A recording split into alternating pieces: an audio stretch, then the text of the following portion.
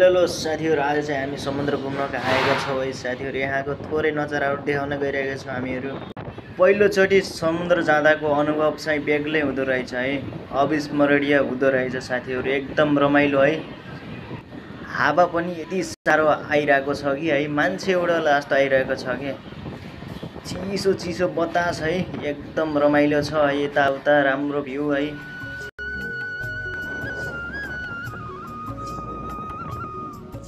है साथीहरु, यति राम्रो भ्यू छ है। मौसम पनि एकदम राम्रो छ है। पानी आउला आउला जस्तो छ, बादल कालो कालो गरिरहेको छ। हेर्नुहोस्, समुद्रको छाल पनि कति ठुलो ठुलो आइरहेको छ है। समुद्रको पानी पनि धमिलो धमिलो भइरहेको छ है।